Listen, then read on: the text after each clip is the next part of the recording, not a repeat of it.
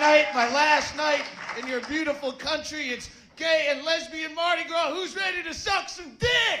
Let's go!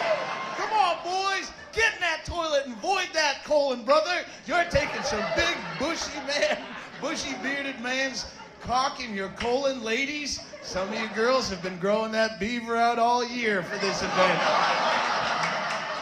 Squat on each other's faces and we'll all applaud. Just humid enough down there to smell like an old tennis shoe. I have not done anything in Sydney.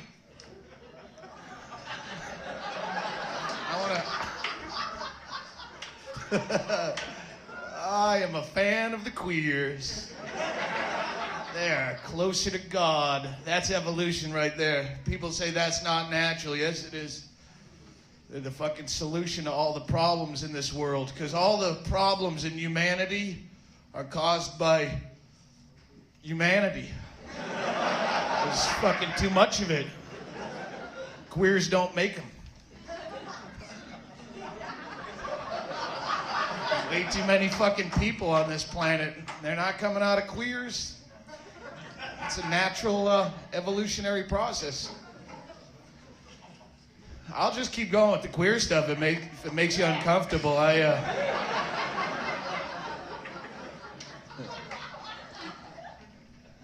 I'm looking forward to having some fun tonight. I've done shit since I've been here. I feel awful when you go, because I don't have any interests really, and I don't really need to see an opera house, and I'm beyond the age where I'm here with my wife. It's not like I'd fake interest to get pussy or something. I don't want to go, but I've been to probably 10 different countries. I've been to the UK and Central America and Southeast Asia, and they all look just like the inside of a bar to me. They all have a big bar and stools and a tap, and they all look the same to me. So I want to actually do something, even if it means taking a load across the eye. I don't care. I can't tell my friends I did nothing.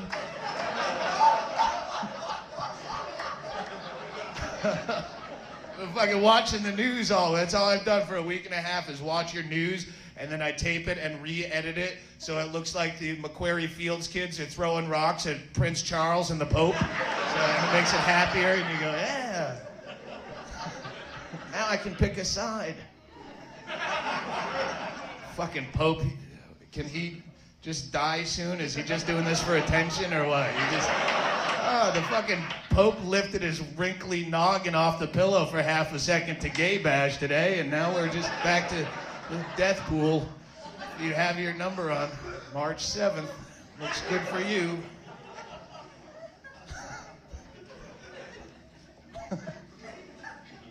Do they have a gay marriage issue here? Yeah, I don't think gay people should be allowed to be legally married, but I don't think straight people should be allowed to be legally married either. It's not something that should have anything to do with legality. You want to get married, it's fucking retarded. I mean, just base retard logic, it doesn't make any sense whatsoever. You can't promise to be in love with someone for the rest of your life. Love is an emotion. You don't have any control over it. You can want it, but it's not in your power. I could promise to be afraid of you for the rest of my life. I'm afraid of you right now. You're creepy, but I could promise, but to put it in a legal binding document, what if I stop being afraid of you in 5 or 6 years? What happens then? I go to a counselor who's going to teach me how to fake being afraid of you because it's a promise I made when I was... But if you still want to do it, you should be able to, just not with any...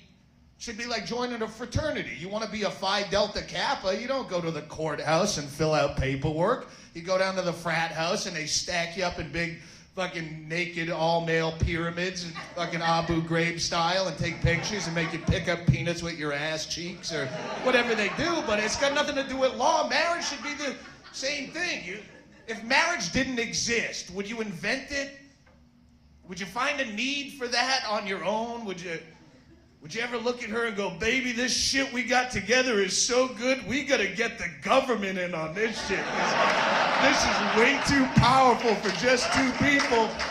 We need some federal oversight and legislation right here, baby, because I love you that much. I'm so crazy. You wouldn't do that, but someone did invent it at some point, and that guy is an asshole, is that guy. He's a fucking dick. Because now you have to do it. As much sense as I might make up here, she'll still make you marry her, because that, you know, she'll look like a douchebag to her friends if you don't. And you have to impress your friends and people. I don't know why people still do it. It's one of those traditions. It just happened and you go, well, how does this continue? It's ego. It's because you want, it's your last celebration in life where you fuck your friends and all showing up and acting like they care about you and bringing you stuff, and it's a big ego. Is there anything more disgusting than a wedding? Oh, we're getting married on Saturday and everybody's so excited. No, they're not. No one wants to see your fucking wedding. Keep in mind before you start pointing the hypocrite finger, when I say my wife, we're not legally married. We had a wedding that was a mockery of the institution of marriage, where we got fucking wrecked. We had a bunch of comics play, and we had to jack my wife up. She's snorting ecstasy just to keep her awake through the whole process. Literally, we had a big, fat, 330-pound naked Elvis impersonator named Extreme Elvis. You can look him up online. There's pictures on his website from our wedding of him teabagging a midget on stage. He drinks his own urine. He's pissing in a pint glass and drinking it. I met my in-laws that night, and when he started drinking his own piss, they're like, no, it was nice, but I don't think this part's for us. And, the point of the whole wedding, it didn't bore any of my friends, is my point. Because there's nothing more insanely boring than an actual wedding. It's like, I'd rather go to a funeral. At least you know that guy's problems are over. You know, you ever been like a best man at a wedding? A wedding's like watching two people make out on a bus for 6 solid hours. But now you're gonna dress up in your most uncomfortable shoes and watch your own friend you party with, the guy you have all the good fucking Tijuana hooker stories with, and seedy scumbag good friend of yours, but now he's all some kind of romantic in white tails and a mullet trying to fucking read poetry he just wrote down on a cocktail napkin an hour ago. This is what love and commitment mean to me. When I first met Mary Ann, my heart blossomed like a carnation that is soaked in the April rain. And you go, shut the fuck up, Brian. I don't want to hear this out of you. I got to drink with you. I won't be able to wash this shit out of my head. I mean, if you're going to make me sit front row and listen to the most intimate details of your relationship and your most secret emotions, I'd rather just watch you fuck. How about that for a wedding? Make that a tradition. We'll watch you fuck. It'll take about 6 or 7 minutes. Don't have to dress up in nothing but a miner's cap with a spotlight. We'll all just wedge right in there, jockey for position, right amongst all the stink and the heat rash. And that would be way less disgusting than watching a fat Elvis stick 2 fingers up his ass during Love Me Tender. Could I have a cocktail when you get us? Like, yeah, do you have like the VB or extra dry or something like that? I don't want to hear the fucking problems ordering a light beer. You fucking assholes every night drink a light beer so I can. What are you drinking light beer for? Fuck you. Am I your role model? Shut up.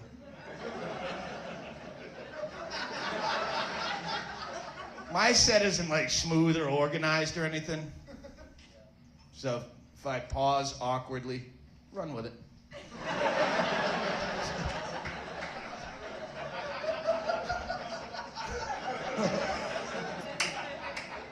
So this weekend there was,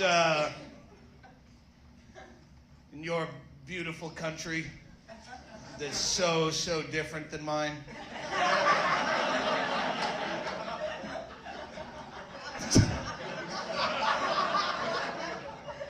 I've been trying to, are the cops here yet? They told me. They came and left? What, fucking some kind of queer issue out there? Fucking, it's great here. The fucking cops that mill around downstairs and spend your money, they come up here and just hang out in the back. And I've been trashing them. on stage, and they love it. They come back. They came back tonight. What time are you going on? We'll be here about 10:05. They like it. It's fucking great. Yeah, so there's these fucking heroes out there. Not those in particular, but yeah. This $12.1 million ecstasy bust. Did you see this, anyone? Okay. As long as it. $12.1 million ecstasy. Is that what it's about now? The money? Is this a money thing? Why don't you tell these stories by the amount of happiness you've taken away? Why don't you list it that way? Police today seized 12.1 million hours of sheer joy and incinerated it.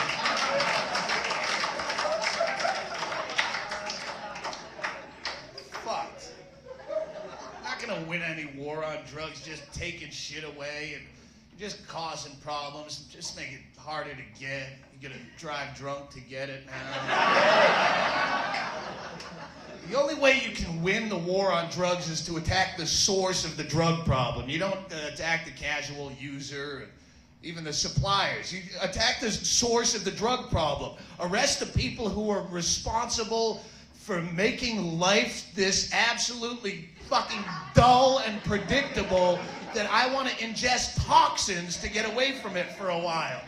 Arrest fucking whoever made the Ashton Kutcher and Planet Hollywood and Vin Diesel as an action star and PT Cruisers as sports cars, fucking Wacky Shirt Friday as whoever made the 5-day work week where you're gonna work 5 days to enjoy 2.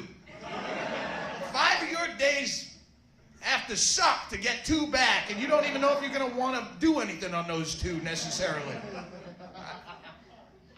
I don't know if you gamble, but them's shit odds right there. Fucking 5 for 2. Even a bad Indian casino will still pay like 83% on their slot machines. You're getting 2 out of 7 and happy about it. Building shit you can't afford for people you hate. Fucking shouldn't work. I hate that. It's a common blue-collar rhetoric that you get. The people who talk about prison like it's way too good. These prisoners have it too goddamn good if you ask me. They get 3 square meals brought to them every day, like room service. They got their cable television. That sounds like a good goddamn deal if you ask me. That's because you're a fucking loser who never aspired to anything more than 180 channels in life. Maybe that's what we should sentence prisoners to, is your cruel and unusual lifestyle. For the egregious crime of assault and battery, I sentence you to 25 years humping a forklift around a UPS warehouse, trying to fucking get that gold watch so you can cram in a carnival cruise before you turn gray and die. But Your Honor, don't you talk back or I'll give you 2 ugly children with crooked teeth out of contempt. It's sad. Do you guys know who Ricky Williams is? Do you? A few of you? That's a fucking inspirational story right there. Ricky Williams, he's an American football player, and he was like just fucking top Hall of Fame numbers, young in his career, fucking cover of Sports Illustrated, and he fucking quit. Just because he failed a few piss tests for smoking dope, and he quit. Like, they try to wag a finger at him. You can't smoke dope. These fucking fans are counting on you to fucking be miserable while you run around like an asshole with a ball. I don't know why, but he went, fuck you, right in the middle of training camp, right before the season started. He just fucking walked out. And everyone's going, what an asshole. He came over to Australia. That's why I asked. He came here, and he was living for fucking $7 a night in a campground in the outback. And they're going, what an idiot. I mean, what? He's enjoying his life. That's stupid? Well, he pissed away all his money. Go get... At what point does it fucking not matter? Because you hear so few stories that actually inspire you anymore. And every story that I hear that's supposed to be an inspirational story is usually just some kind of, human fucking tragedy that with a harp playing in the back to make it, some kind of freak show that's written off as fucking stumbling and stuttering like a retard up here. The point is, like they'll have these stories where it's, this is an inspirational story. It's a 1-hour interview with Christopher Reeves on 2020, and that's supposed to inspire you. That's not inspiring. That's fucking gruesome. It's ghoulish. Watch some poor prick fucking gulping air through a tube in his neck like a drowning person for an hour. How does that inspire me? Please kill me. I want to die. What does that inspire you to do? Oh shit, if he can do that, I'm gonna finish sweeping off the patio. I feel great. Oh, that just makes me scared to leave the house. And this fucking high school wrestler kid, he has no arms and no legs. Has anyone seen this? Because they pump the same shit on the fucking, he's been on everything, and he's like a high school wrestler, and he's inspirational because he's got little fucking nubby stumps, and he's creepy to watch, and he doesn't even have joints. He's a wrestler. He scurries like a cockroach across the parquet floor, and fucking, I guess it's, the other kid is like, ew, bro. Hey, run him, Mom. Ew. Like, how can you even win, even if you do win? I guess I've never wrestled a guy, I never felt the need. But evidently, if you do wrestle, because he has no limbs, it's hard to get a grip, and so he is like difficult to pin. He has some like shoulder neck pinch move that he's mastered. I guess if you have no arms and no legs, you have to learn to wrestle to some extent, or otherwise your older brother's just gonna go ahead and fuck you. Because I was a younger brother, and he would do some devastating shit to me. He'd do the spit hangers and wail on my ankle bone with the back of a spoon. He'd fucking torture me. And I don't think that if I didn't have limbs, he wouldn't go that extra step and just fucking cram me one in the coolie, right? So I guess, that's what you had to do. My point was that the Ricky Williams story that everyone thinks he's an idiot was something that actually inspired me. That, fuck yeah, I want to quit this shit too. Fucking people staring at me and fucking booing me all my life. Every time I fuck up. Can I get what? So I came to Australia. Yeah, there was a big write-up in Esquire, and that's I'm like, yeah, I want to go to Australia. I can live for $7 a night in a campground. High. It's the thing, because he failed like 3 piss tests just from marijuana, and you go.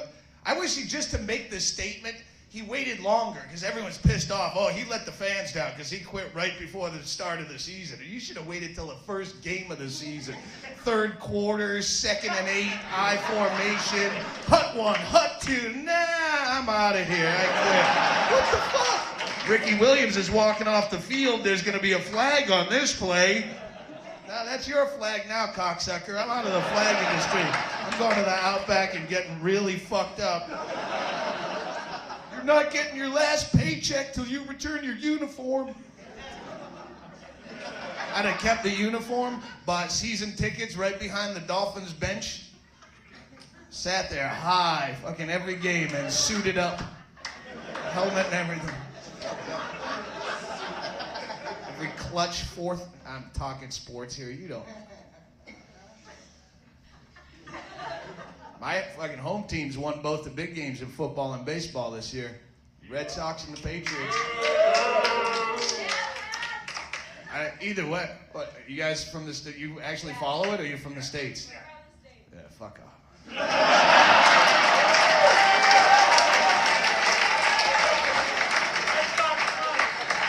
You going to fucking Hard Rock Cafe after this? Oh, we came all the way over here. Oh, we flew 22 hours, and now we're gonna go to the Planet Hollywood, and then I'm just kidding. Where are you from? New Jersey. Jersey? That's where I just came from. Fucking shithole. Awful.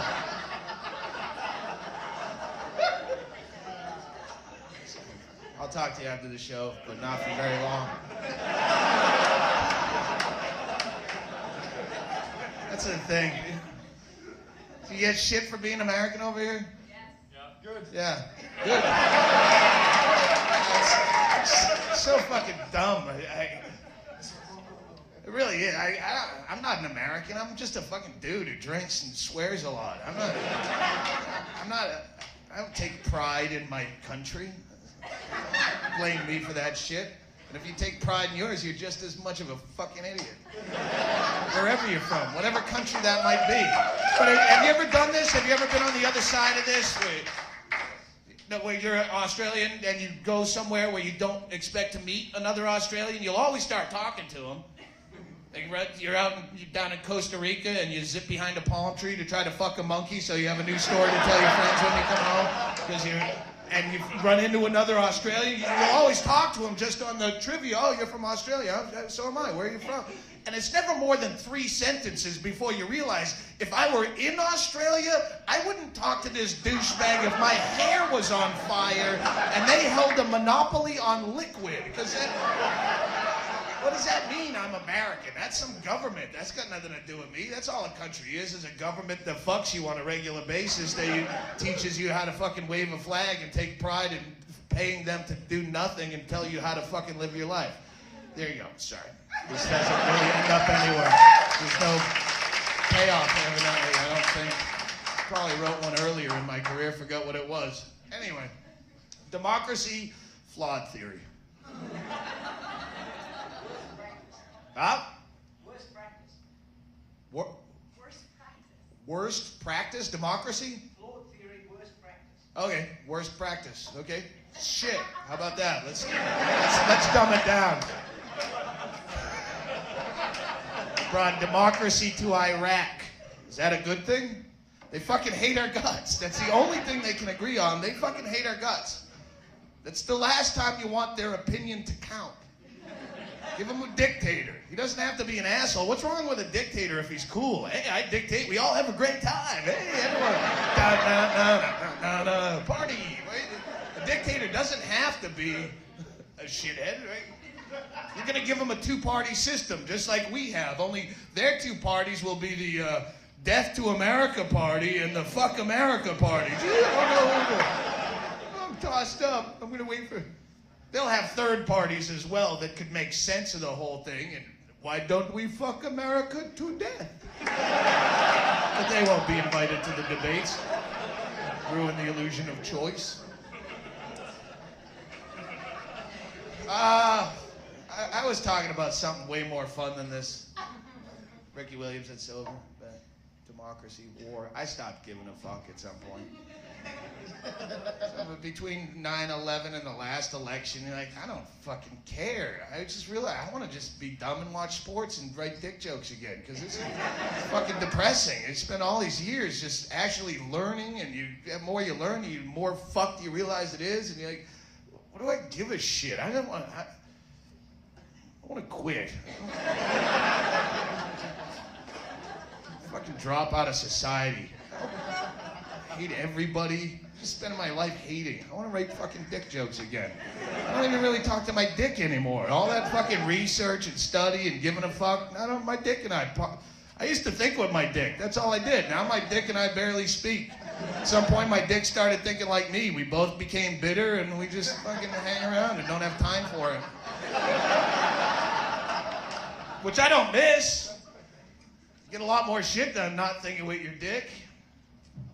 You have a level of honesty that you never had before. When you're a younger man, every thought you have, every word that comes out of your mouth goes through a filter of how will this sentence affect my chances of getting some pussy? And you're fucking lying half the time. There's a commercial in the States that they have for the Viagra where it shows this middle-aged couple and they're fucking shopping, and all of a sudden dude wants to go buy lingerie with the wife, and the voiceover says, do you remember the guy that used to call Wild Thing? The guy that didn't want to leave the hotel for the whole honeymoon? He's back. You go, get him the fuck out of here. I don't miss that guy. That's the guy that made all the bad decisions in my life. He wasted all my money. He gave me herpes, that motherfucker. I don't want that guy. A douche. Remember that guy? Remember that guy that would drop you off on your porch after a date and then continue to press his boner into your hip till he reeked pre-cum through his Levi's? He didn't give a fuck if you had to work in the morning. He's back! That guy you thought you could tell anything to, but he couldn't listen because you weren't wearing a bra? Yeah, he's back! The guy that can't go home for family functions anymore, because one time when he was 19, he took a blowjob off his crazy 51-year-old aunt at a wedding, and now he won't tell you why you're not going home for Christmas yet again. He's back! And now he's fat and he's bald and he's 47 years old, and his tit skin is loose like scrotum. I don't miss that guy. You can keep your blue pills. I couldn't even be a rapist if I wanted to be. They dumbed me down to date rapist because it would take me so long to get it up, it would feel like a relationship by the time I completed the act. The fucking yank starting my flaccid pud like a fucking lawnmower that's out of gas for an hour and a half until she finally says, "Do you want to just grab something to eat and try again later?" Yeah, I want to get to know you. I wonder what makes you tick. Is it considered tantric sex if you're just too fucked up to come? I don't know if I'm Buddhist or not. May I please have a small celebratory size shot of Jägermeister, please? Just for some false enthusiasm as... Did I drink it all? Fucking nice. Ow, ow, ow. Did you ever drink so much that your liver hurts to the touch? Ow, oh, jeez. I'm afraid to take a dump for fear of passing my own liver like a stillborn. I can see it just flop out of me like a bloated gray flesh yo-yo recoiling from the cold water beneath. Fortunately, with this shit beef and cheese, fast food, deep fried shit road diet I've been on for the last 6 weeks, I don't think I'll be taking a dump for another 6 or 8 months. It's like a waiting list in my colon. I have to get in there with a butter knife and start myself like a ketchup bottle or something. I'm starting to panic. I'm starting to feel not so healthy, is what I'm saying.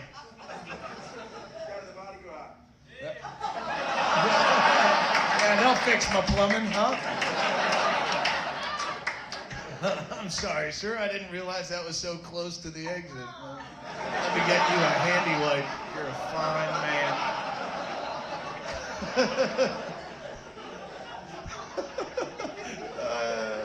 I love the filth. So what do you got back there for me, Peter?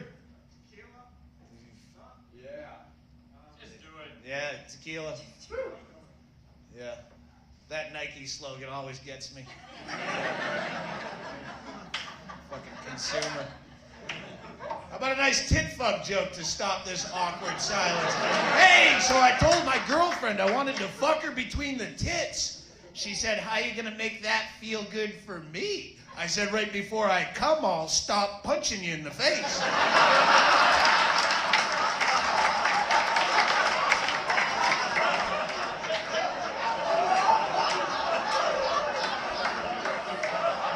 I apologize for the potty mouth. It's not necessary to curse all that much. My dad used to wash out my mouth with soap, but that was just to get rid of any traces of his DNA.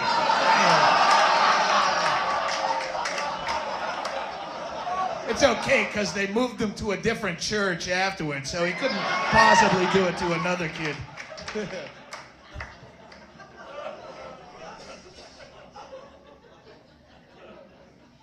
Drink up. Have fun. Thanks for having me. Oh, fuck. I just had a friend of mine. Oh, good God.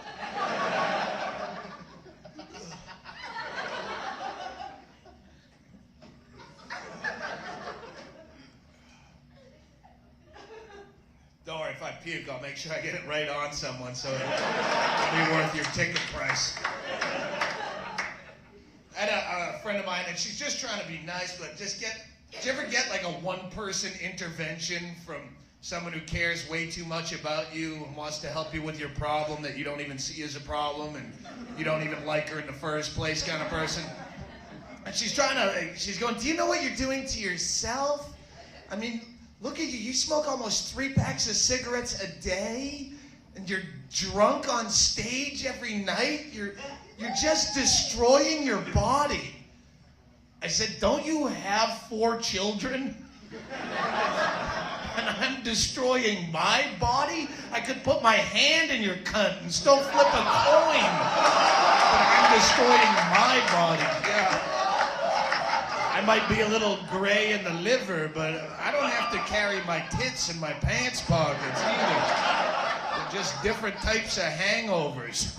Yours last 18 years. Good luck with it. I had 2 women, I was working in Minneapolis, and I get fucked up on stage a lot, and these 2 women walk out of a show, which, you know, the walking out part, people leave my shows all the time. That's not weird. I go on stage, it's like I'm leading you into battle.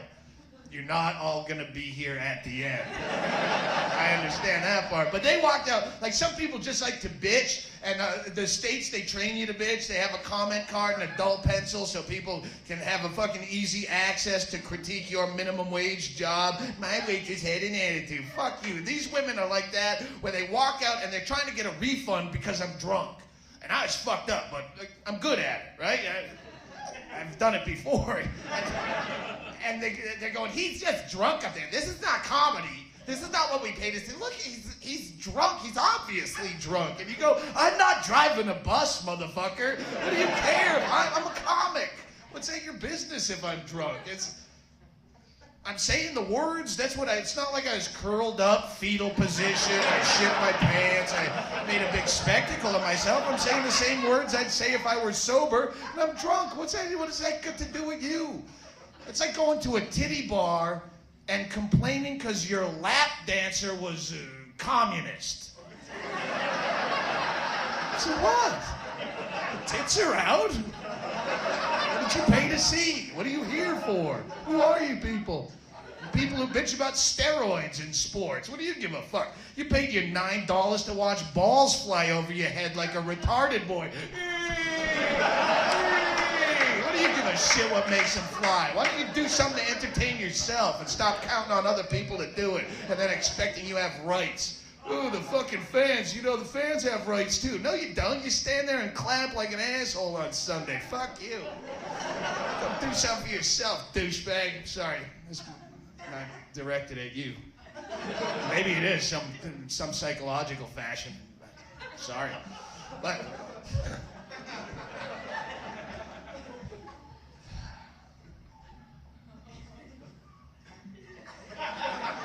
I'm gonna smoke.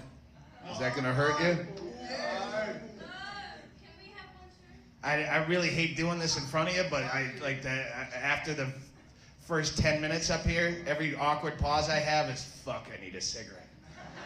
And I know if I light it in front of you, it's very painful for you, the smoker. It's like watching porno without being able to jack off. It's a terrible, I'll try to hold out then. I only have, fuck, I need a cigarette. 2007 is your, fuck it, I'm smoking. Shit, I don't have my cigarettes. Hang on. Is this unprofessional? Hang on. Oh, thank you very much. Ah, thanks. You can squeeze yourself through a tennis racket and get my cigarettes. You're fucking going on the road with me. I haven't seen it. I can only see the shadow of him doing it because I'm back there waiting to come out, so I've never seen the tennis racket thing. But it's fucking awkward just to see the... It's creepy. He's gonna be a fun date, huh? Yeah, how was your date, honey? Oh, huh? I sucked his dick and he came out my ass. He's very humble. I know there's not a lot of artistic merit to a lot of this stuff. It's just dick, cock, fuck, shit, ass, load jizz. And then I try to have a point, I fuck it up, go right back to what works.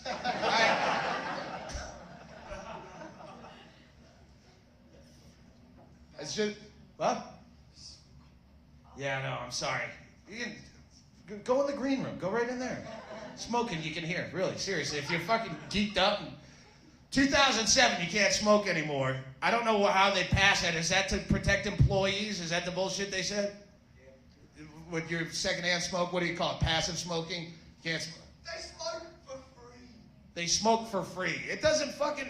Let me ask you this. If nicotine is the most addictive substance on the planet, and secondhand passive smoke is killing that many people, how come nobody's addicted to secondhand smoke? If all this passive smoking, death and injury, and you'd think they would be addicted beforehand. Do you know any secondhand smokers? People who get in a stressful situation or get some pussy and have to run out right afterwards. You go to an AA meeting or a bingo hall and breathe deeply in the back of the room. Secondhand smoke is annoying at best. All right, this just got really weird. I'll put it out. I'm sorry. Is it all right? If you get cancer from this, come back when they diagnose it malignant. We'll give you a refund on your ticket, seriously. Or maybe free passes to an upcoming Barry Diamond event. I get a lot of jokes that I have some that I don't know if they'll work. I sit there and I study all day just trying to figure out if some of this shit will, because like some of the subtle references that you think, oh, this is universal, this will work in any country, and then you get to it, you go, they're not going to get this. Like, oh, and this, over here, like the women over here, because the chicks in the States, the women here, do they have vaginas? Oh, see, all this is going to work. I really overthought this. I'll just play to you guys if they don't get it. God damn it, that's the sports teams. That's where I fucked up. The worst part about your home team winning the big game, I don't know if that's happened here in Sydney, but you know, after you get done high-fiving and clapping, that right, like afterwards when you realize that you're the same pointless fat slob you always have been, you still got to get up for work in the morning, your brother's still retarded, you still have blood in your stool, that part, gee, I missed a moment on that. Why did I try to go back to this? I have no idea. Here's my point to you kids. Do drugs, just don't have drugs. Can I say that? Dude, I do drugs. I've done them for 20 years, never had a problem till tonight and the end of this show. But having drugs, that's where you have problems. Do drugs, just do them immediately. If someone offers you drugs and you're in the mood, take them right away. Hey, I got an extra hit of thanks, gulp, that quick. I got a tab of this, oh thanks, gulp. Don't put that shit in your boogie board bag and save it for vacation, miss. I have to go through customs in the morning. That's what gets you in trouble. Do that shit right away. Hand them out. You want to do a bump? Yeah, I do. Turn me upside down, pour it up my nose. I don't even want my prints on the bag. That's where you should be sending your 450 fucking Australian troops is over to fucking Indonesia and get that chick out of trouble. Fucking kill some of those cocksuckers. Do you know the chick I'm talking about? She had some weed. She's in fucking about the death penalty. For, yes, people need to fucking die all over the place. There's...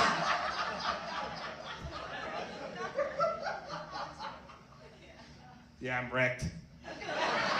This is going nowhere. I have ideas during the day. I go, I'll just be able to talk about that and everyone will roll with me. No, sometimes you just suck, Doug.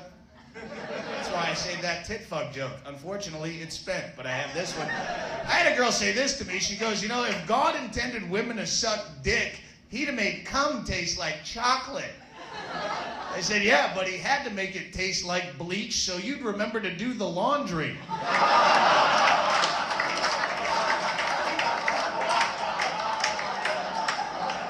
Now I'll try to get back into drug material. It'll go awkwardly. No, I'll talk to the Americans. Won't go anywhere. What are you doing over here, U.S. people? As I clutch desperately at any straw to try to reinvent the connection with the audience. On holiday. Oh, vacation, yeah. For how long? Have you done anything? Oh, really? Because I'm serious, I need to ride to the airport. My wife, so you want to all fucking wife swap and stuff out there with the Mo's and... Yeah. Oh, you're from LA? You're fucking miserable. The last people in the world I want to talk to. Yeah, I get the light. I see it. I'm trying to... The light means I've fulfilled my contractual obligation in the great country of Australia. Or another piece of dirt with individuals on it, I like to call it. Some of who are good and some of who suck. I think it's really time to fucking just... I would be for a new world order. Again, just like a dictator. Sure, 6 or 7 people really actually run the whole world. Well, if they were cool, I wouldn't be against that. Because all this border bullshit and finger fucked and customs, all the paperwork I had to fill out for fucking taxes and trying to be linear thought right before I come on stage, trying to figure out what a GST and a fucking all this. I don't want to think about that. It's all bullshit. It's time to I would love no fucking borders whatsoever. It's time we pick a language in this world and just teach it to everybody. Just pick one. I don't give a fuck what it is. You guys speak the same language. I don't even understand you. It makes travel difficult. Pick one.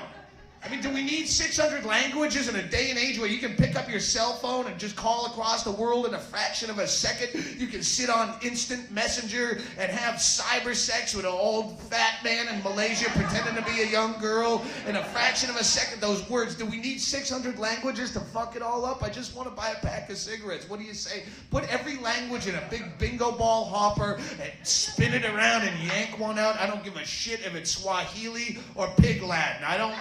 I want to get a cab. I want you to...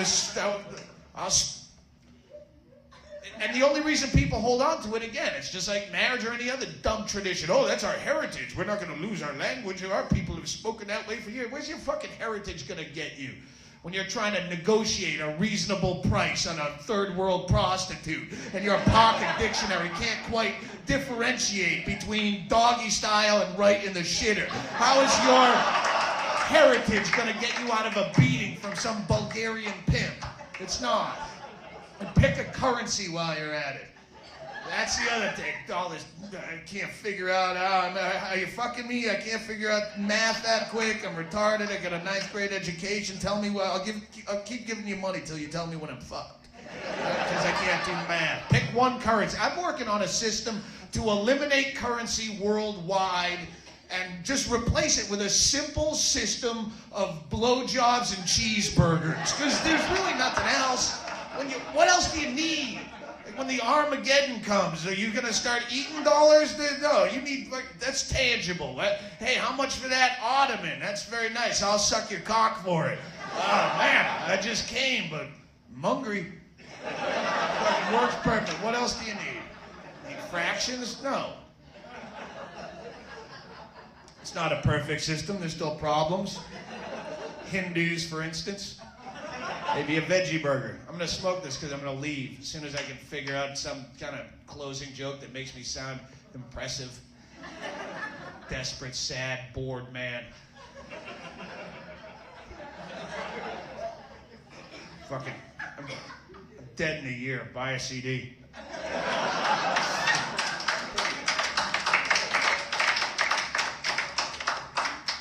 So I just did fucking tax paperwork and I figured out, I think I made almost as much as the waitstaff. Buy a CD, burn it off, pass it around. Few closing thoughts. You know what? Fuck the closing thoughts. Here, let's just keep it at the smut base level. You want to make a difference in the world. Don't worry about the war and all that shit on the news. That doesn't affect you. The news, all that stuff that you pretend to I'm just keeping up on the world by watching the news. I don't need to know what you're not watching fucking Michael Jackson because you're worried about your kids getting touched by it. The fucking news is the longest running reality show on television. They take something that's based in reality, edit it for the drama, and make you think that it actually affects your life. And most of it doesn't. So if you really want to make a difference in the world, stop worrying about the fucking environment and the war and the troops, and go out tonight and fuck somebody uglier than you. Will you do that? If you really want to make an immediate difference in someone's life, go fuck someone that's way, way uglier than you. Because that makes people genuinely happy immediately and for a long time. It makes a difference. You let people cut you off in traffic. You're not all full of rage. You don't give a shit about the football game. You're fucking smiling when someone who shouldn't have fucked you did. Someone better looking than you has fucked you at some point. Pass it on. Because that stays with you for a long time. I know it's fucking vapid and shallow on some level, but it actually makes you feel good. There was a girl I still remember, because 1994, when I was just a fucking young mullet-bearing shithead on stage, this girl at the time was one of those, not just beautiful, but beautiful, the kind of beautiful that would never fuck me, like the stupid beautiful that I really have no interest in now, but at the time you're like, wow, this is a sorority girl, kind of girls that work retail, you know, that kind of poofed up, media beautiful, dumb beautiful. And the kind of girl, and I met her at a bar. I'll try to make this story brief, even though it goes about 6 minutes. Her name was Bobby Barnett, and this chick, I met her in a bar, and usually, if I didn't do comedy, I would have never gotten pussy in my life if it weren't for paying for it, because off stage, I have no game, I have no pickup lines. I'm like the kind of guy that my only pickup approach in a bar would be to, you know, just sit at the far end of the bar, staring at the TV, like the only reason I'm in a dance club on a crowded ladies' night is to watch sports bloopers with no volume, and that's my hope someone feels bad for me and comes up to me. But this night I was inspired and shit-faced out of my mind, and this girl, she had like close crop that looked like, what's that fucking Surreal Life chick, the one that married Stallone, Brigitte Nielsen, only brunette and spiky and fucking all stacked, and wow, now I'm going in fucking 10 different directions. Oh, hey, that reminds me of a bit that could have saved the show earlier when I had time. But anyway, she's very hot. I went up and I was bullshitting with her, and I wasn't lying, but I was telling her anything she wanted to hear, and she hated cigarettes, and I was thinking of quitting, and she didn't like my mullet. I was going to get it cut the next day, all this. And anyway, she says, hey, listen, tomorrow you want to go to the Red Sox game. The Red Sox are a baseball team. They're playing the Twins, her hometown team. My hometown, I guess her hometown. You want to go to the game? And I said, yes. And she said, why don't you stay at my place? I live right next to the stadium. Not for sex, she says, just out of convenience, which is exactly what I'd say to a girl I'm trying to have sex with. So, yeah, I love baseball for today. And so we go back to her place, and we're making out. We're one extra beer, we're groping, and that leads to dry humping, which was like some of the most vicious dry humping I've seen since junior high school. It was like porno with clothes on, and to the point where I can't close the deal, because I try to get some clothing off of her, and she'd go, oh, no, I'm not a slut. And I'm going, well, it's not that hard. I can show you how if you need some pointers on slutty. And I don't even know you. I can have my agent fax a bio. What do you fucking need? Like, because we're way too old to be doing this shit. I'm like, fucking, let's get. So finally, I roll over on a soft, comfortable pillow of my own blue balls, and I go to bed. I'm a gentleman.